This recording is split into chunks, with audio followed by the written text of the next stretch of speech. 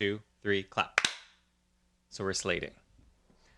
So now they're synced because they're on two different tracks. Oh my God, love. Starting the timer. Yep. Well, let's get into it. This is our very first episode. Yeah. As you saw, the title of the episode is vulnerability. Yeah. And I'm just going to start by sharing right off the top. I'm feeling vulnerable about starting this podcast. That's so meta of you. I know. I'm like, so we're going to do an episode on vulnerability, and I'm not going to talk about how vulnerable this feels. That feels a bit like copping out. Yeah. I just had this moment, outer body experience, where it was like, I don't think they realize who we are right now. I know. So that was Jake talking. See, this is how good we are at this. We should start off with an introduction. I know. We probably should. We should introduce ourselves. Who are you? Hi, everybody. My name is Jake, and I am a therapist. I'm a thinker. I'm a feeler. I'm a doer. I'm all those things. And now I'm a podcaster, which is really exciting. Is that not the intro that we want? No. I love how extra it was. I was just like, just say who you are. Like your name, so people can associate your voice with your name. Oh, I thought you meant like you need to like infomercial yourself, like sell yourself. No, but like that's fine. That's a vibe, and we're gonna go with that. I am not gonna do that. I'm just gonna say that this is Simon speaking. We have created this podcast called This Isn't Therapy, so welcome to episode 1. And our intention here is to not have stuffy conversations about mental health, and we're trying to make it casual. So Yeah, I mean, like let's talk about that. Like when we say stuffy, I think what we mean is like it gets really inaccessible, right? And it can become really like the space can become really saturated with people just like offering information and offering answers and like no like relatability, right? And like no like personalization at all. We want this to be a podcast that is not only relatable and accessible, but it's also friendly and inviting, but also like funny and serious and fully encapsulates like who we are. yeah, all of those things. Because we are all those things. And not at all. All of the above, but also at the same time, none of the above. yeah, if it was multiple choice, it would be C. You would choose C. Yeah. Not D, all the above. It would be C. It would be C, not the above. Always choose C. I think part of like also too, kind of what I want to make space for is for us just to kind of like just explore and like figure it out, which is also why you'll notice that like Simon and I aren't going to overproduce this thing. Like we're not going to make it into some like kitschy, selly like marketing kind of thing. Yeah. Speaking of, we should probably talk about our sponsors, HelloFresh. Like imagine. We should one sec. Let us just list all of our sponsors. We forgot to list every single sponsor that we have. So like which is no one. No one. Absolutely no one. Okay. So welcome to our very first episode of This Isn't Therapy. We're very excited because we sent out a prompt to Jake's Instagram account. First off, thank you so much for submitting. We know in the act of like how vulnerable that is, talking about your vulnerabilities. So thank you. We got a lot of responses and a lot of really good responses too. So I hope that people don't take us not choosing them as like kind of that like middle school like, oh, I didn't get picked kind of thing, because I wanted to select every single one because they're all so good and have so much like really important meat attached to them. People who are sharing their story are choosing to. Yes. There is a prompt that was included in the original call out that did sort of ask for consent to share these stories on air. The fun thing that happened, which was we had like an episode planned that would be after this one, and it would be a different theme, but then we realized in receiving all the different prompts, the act of like interpreting that question, we were able to, it was very insightful. And I'm pointing at Jake because I want him to explain what the thing that, because it's funny because I was looking away so I didn't see the point, but I'm now here because I heard it. And I'm like going like this and this being, I'm literally flailing with my noodle arms. So the fascinating part that we figured out actually was that because we didn't define vulnerability, that allowed people to define it for themselves, which I think is actually pretty cool. Yeah. And so we actually found that there were two themes that people submitted about. And The first is opening up. So the vulnerable act of actually telling something that is really like vulnerable or maybe private. And then there's the second part, which is that, people may find it vulnerable to have certain things or certain parts of themselves that they also don't maybe want people knowing, or they'd rather keep to themselves because it feels a bit safer. So that's what we sort of called the insecurity idea. So there was themes of opening up and then themes of insecurities. So there you go. There's our first 2 episodes, which was kind of really cool to have you, the listener, your input impact our little show. Yeah. So actually, maybe at that we should introduce our third host, which is you. Which is oh my you. God. Surprise! Look behind you. Hello, you're live on air. We're right behind you. Let's get into the first one. Okay, so let's get into the very first story. This is a story that I'm calling You Don't Have to Share Everything. I was 14 years old, living, of course, with my parents. My mother is a strict Catholic person, and she strongly believes in God.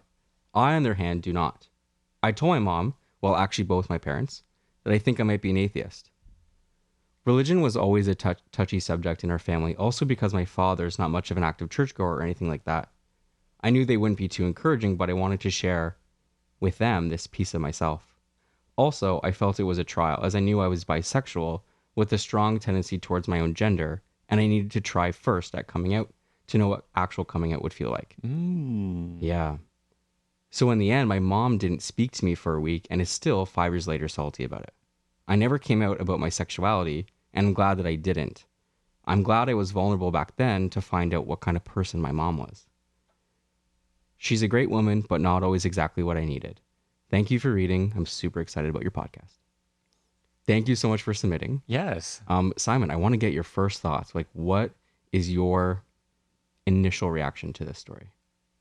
I think the big thing, which was how being vulnerable allowed this person to decide what boundaries to set in the future. Like, it was almost like a pilot, a trial, which was literally what they said of the bigger thing.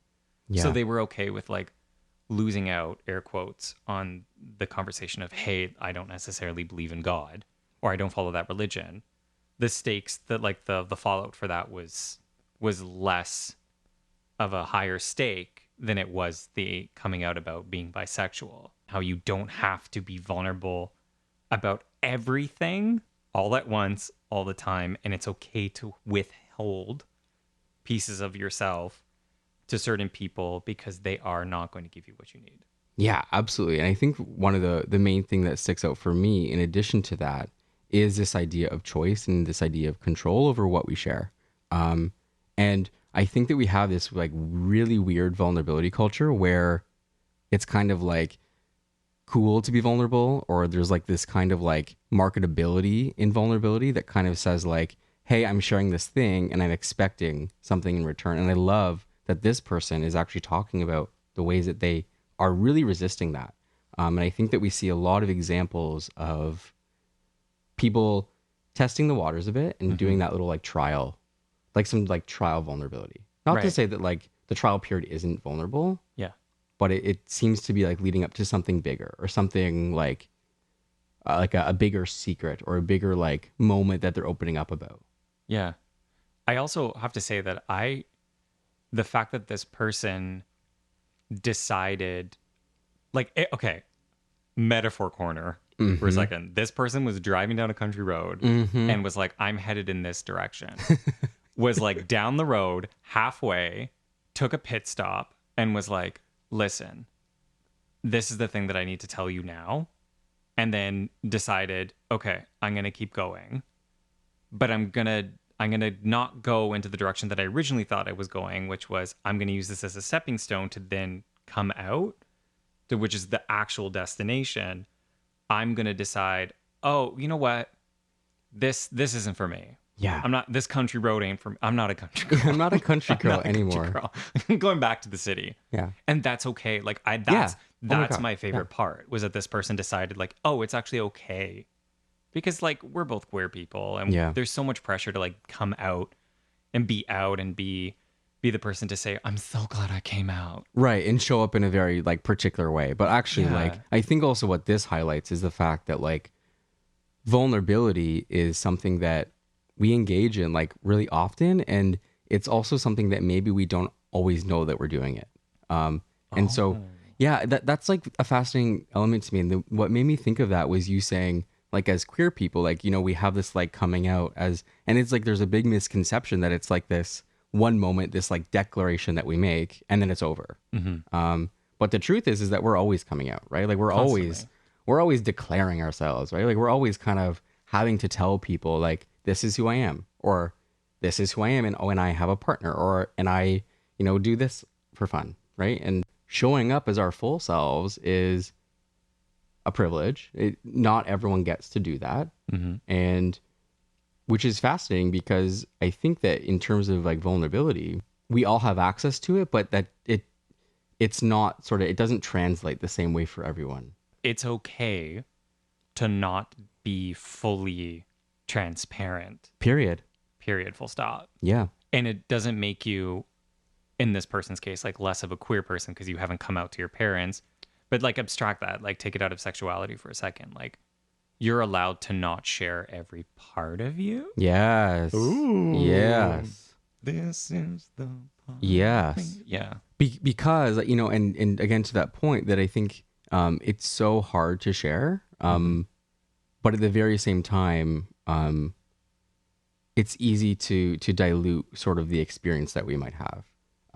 I think part of, and so what I mean by that is that, like as a therapist, I hear a lot of stories, right? Like, so people tell me a lot of things. Yeah. And part of my job is being in tune with how maybe difficult that is for someone or how vulnerable that might be for them. And so there's the story element, but then there's also the experience of the story. And so as a therapist, I'm tracking both those things, right? Like I'm looking for like, okay, what is the actual narrative and the story that's being told, but also what is their experience of that story? So like the experience of telling you that story or the experience. Oh, okay. The experience of telling that story, yes, but also the experience of like living that story, right? And like living that truth, right? So there's like kind of a dual component there. This is getting a bit like meta or a bit like deep, which I think we're okay to go. I think so. But it's fascinating, right? Because what it then requires us to also think about is the ways that like it just really just highlights how complex we are, right? And like how complex this idea of vulnerability is. Like you'll also notice that, you know, Sai and I are not defining vulnerability. No, we could, but we're also just sort of using a story to like really highlight how like deep and complex it is. What are you thinking? What are your thoughts? I see you pondering. I feel like I learned something and I feel very grateful for that, but I don't want to make this about me. But this person sharing this story and then the way that they talked about how they sort of use vulnerability to create those new boundaries and to sort of reflect and say like, hey, this person isn't the person that I needed. And they're my mother, which is a difficult relationship already to navigate when you don't have that relationship with someone who's supposed to be, you know, X, Y, and Z. I like that this person just full stop was like, no, I'm good. Yeah. And I think also what you're highlighting is the fact that when vulnerability unlocks like other forms of pain or other forms of like aspects of ourselves, like that can also be hard too, right? So vulnerability maybe doesn't always have the payout that we want. However, there are many moments of vulnerability where we are grateful that we went there, you know, in order to like kind of flex our like emotion skills a little bit and to like kind of learn something new. So in that sense, like vulnerability is a teacher. Vulnerability is a teacher. Yeah. Vulnerability is a teacher coming out on iTunes. Miss W. Jake. Stay tuned for that one. All right. Do you think that we should move on to our next story? Let's move on to our next one. Awesome. Okay.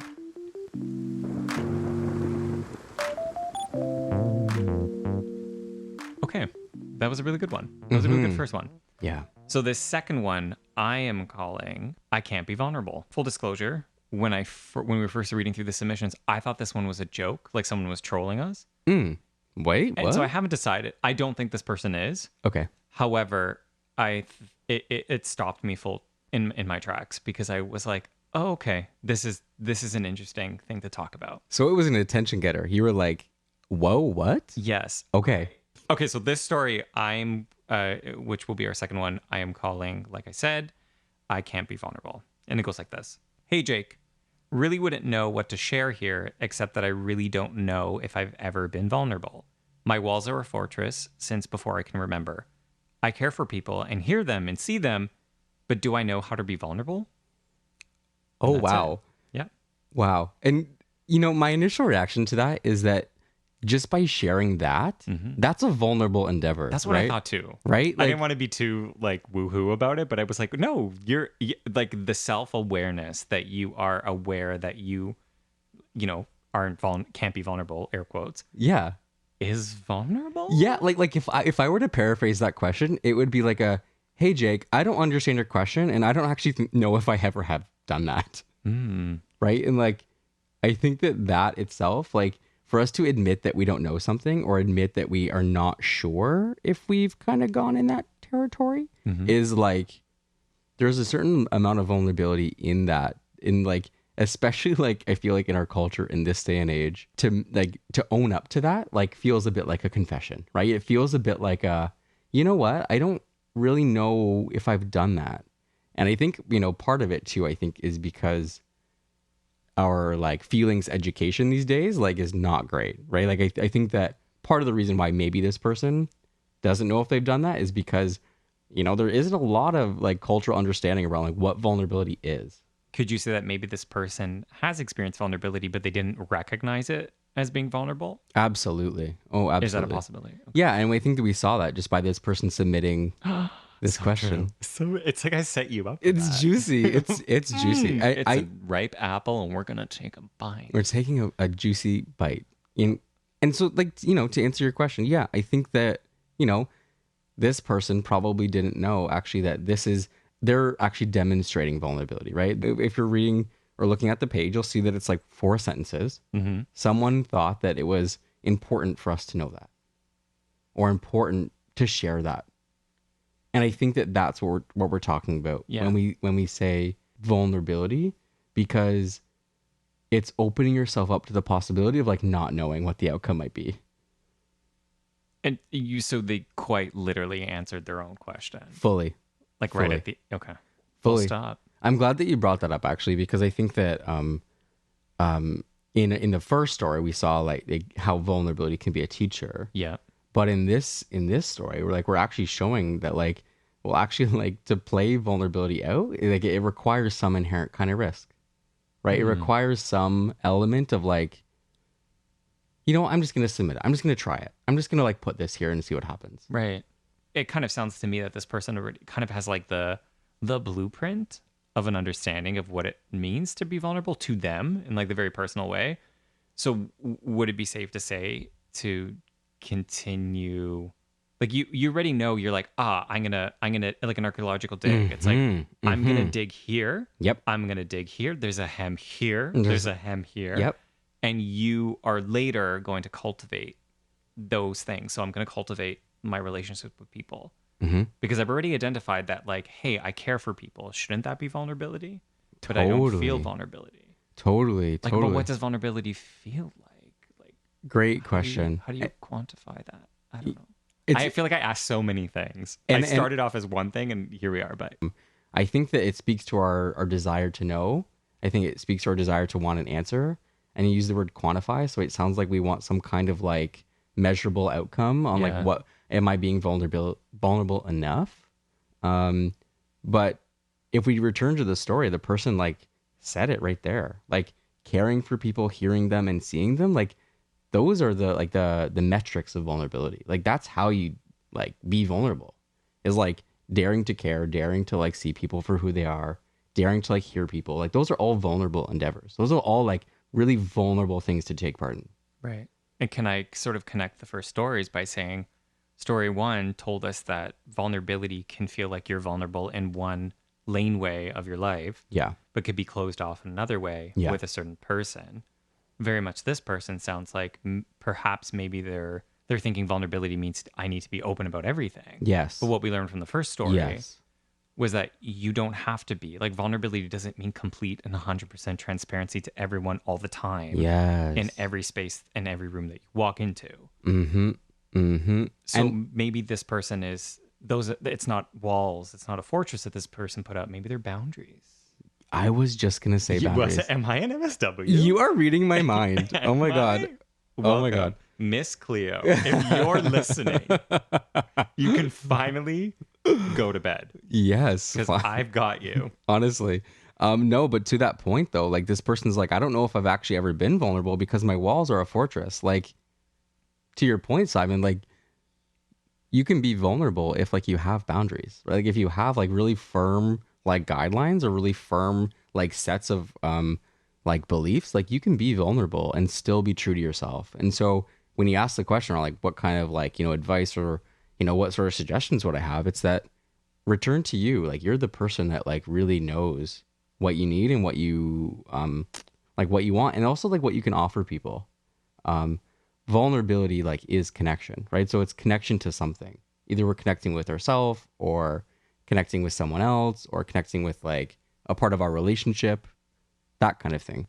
And that kind of connects to your other point by talking about connection with yourself. Yeah. So it's enough to not necessarily connect with someone else. It's enough to say, in this moment, I feel this thing. I'm connected to this thing. I'm aware of this thing. I am me and I feel this thing. And that is vulnerable. Yeah. Yeah. By just the act of connecting self to like awareness of something about yourself. Yeah. Is vulnerability. Yeah. Could be vulnerability. We don't want to define it. Well, yeah. Why would we? Why would we define it? I guess it's really easy to look at vulnerability and to say that vulnerability has to mean sharing or it has to mean like disclosing something. Vulnerability does not have to be only about our comfort. It doesn't have to just be about all the things that make us uncomfortable, right? There can be many vulnerable things that actually do bring us joy and like contentment or excitement or all those like really like positive experiences. I mean, that's not what I would say. No, I'm just kidding. Imagine. What would you say? No, I agree. I think that was a nice way to like wrap it all up. Is there any final thing that you wanna mention about either of those stories before we get to our last little segment? I don't think so. I think that what I also just I guess want to actually sorry. I guess there is. And one more thing. One more thing. No, there's nothing I don't want to say, but one more thing. You could never say that to Jake Ernst. You can never say, is there anything else you'd like to add? Because I will always add something. Yeah. No, what I was going to say was that I guess it's just important to say that like this is by no means a complete like version of like what vulnerability is or should be. Like we're hoping that it stays dynamic and stays kind of open to interpretation. Like by no means are we like closing the lid on this thing and sort of say, you know, these two questions sure solve that. Like, because it goes back to our intention with this podcast was just, this is meant to be a conversation. Yeah. Why do we have to limit the conversation specifically in this episode of vulnerability to only inside of the therapy room? Let's have it outside of the room. This isn't therapy. It's not a replacement for therapy, but you could find this therapy. Did I come up with our catchphrase? That's it. Is that it? Tis. I can't. Tis. Tis.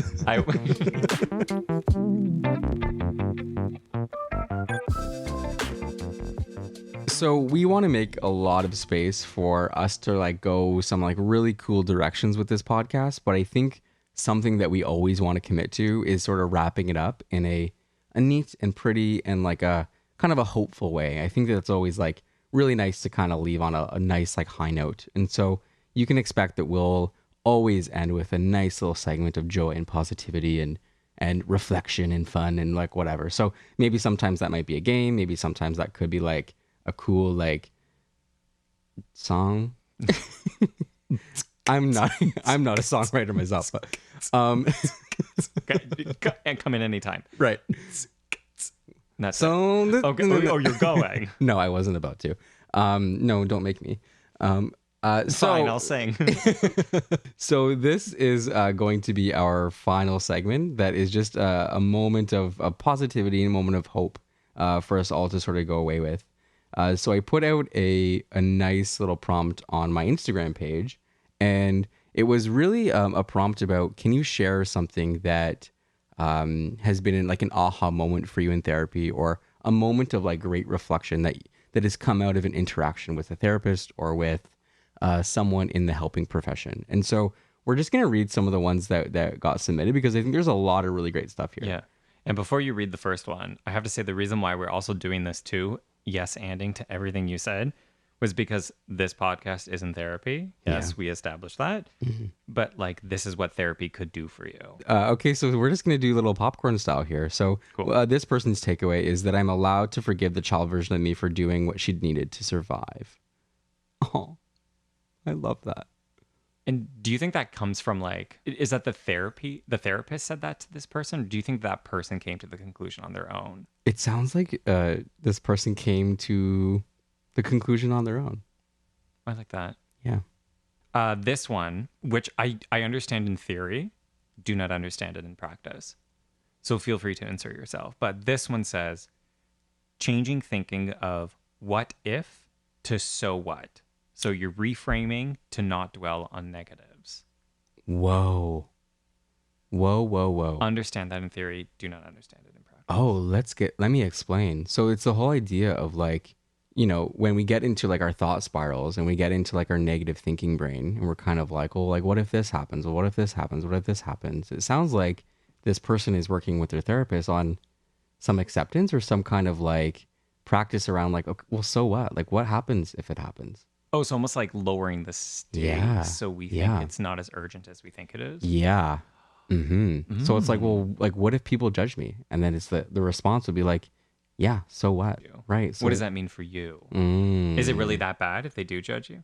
That's funny because it's kind of like the scary movie thing where you're like, what if there's a monster behind the door? And so you work yourself up because you're like, what if there's a monster behind the door? Yeah. Then I'm gonna like, it's gonna be all of these things, and then you open the door and it's like a sweater, and then you die because it was because but then you turn around and the monster was behind you the whole time. Yeah. She was taunting you the whole time from behind. Yes. Yeah. The call is coming from inside the house. Get out, Mary. Get out, Mary. Mary, if you're listening to this podcast, Mary, did you get out? Mary, you need to get out. Mary, get out. This person says, the thing that I learned the most is that I have grit. Wow.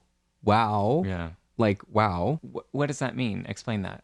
Well, I think that this person is really referring to the fact that, like, I can, like, get dirty a little bit, and I can, like, dig into this thing a little bit and kind of, like, make it work for me. Like, I can, like, be tough. Like, I can, like, really stand up for myself, maybe.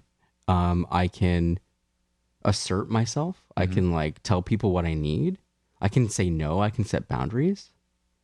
All that requires like a certain level of like grit and like a certain level of like fortitude and a certain level of like being able to like press on despite maybe how hard it is or how uncomfortable it is. Yeah. You know, the visual I get is like walking through mud. Yeah. Like you can kind of wade through it. Yeah. You can trudge through it. That's a great thing that you can do. Yeah. Yeah. Do one more. Yeah. This one says the connection between procrastination and perfectionism. Oh, wow. Like understanding that connection. And I can tell you, was never a procrastinator. Was never that I know of, because I could be probably, but I could tell you. I'll tell you later. I'll tell you later because I don't feel like telling you now. You know what? Like we'll do it tomorrow. But I'm not a procrastinator. I swear. No, I'm not. I swear. I'm not a witch. Let's put it off. No, but the wanting to be perfect and therefore not starting something. Yeah. Because you have the vision in your head of, oh, it needs to be this. And step one, of course, doesn't look like that, but I until step one can look as close to perfect as possible, I'm not going to start. So I recognize with that. So maybe I do know. I don't know. Oh, I think that's such a human experience. Oh, for sure. Yeah. Oh, for sure. Okay, we did it. This was our first episode. We did it. We pushed through. We've arrived. Like if you've stayed around long enough to reach this moment and to meet this moment. If you are meeting this moment where we are, you're at the end of the episode. Yeah, episode 1. But luckily, we have a couple more episodes that we've also released at the same time. Yeah. So if you cannot wait to listen to the next episode, please listen to episode 2 and episode 3. Yeah, and I guess the final thing is we would love to know what you think. What do you want to hear more of? What are you interested in? What do you want to hear stories about? And what do you want to hear us dissect and disseminate and trudge through? Just like, I thought you were going to give a D. I was trying to find one, but then I was like, mud. I have the mud. It's the mud visual. I had mud on the brain.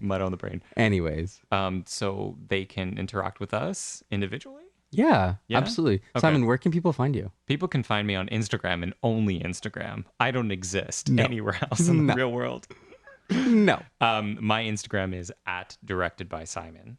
Maybe we'll create an Instagram for this podcast. I don't know. Maybe one day. But Jake, where can they find you? Oh, you can find me at the buffet stand. Mandarin? Yeah. You can find me eating all of my feelings. Oh, just your feelings. Anyway, you can find me at MSW Jake if you are open to connecting. Woo! Woohoo! And we would love to hear your thoughts. Because this is a journey for us, and just like how you impacted this first episode and our second episode, we're always interested in learning and doing better, and I hope you had a lot of fun. Our intention was just to have fun. Yeah, absolutely. So I had fun. Did you have fun? I had a lot of fun. Yeah. I can't wait for episode 2. Me too. Stay tuned. Stay tuned. Bye. Bye.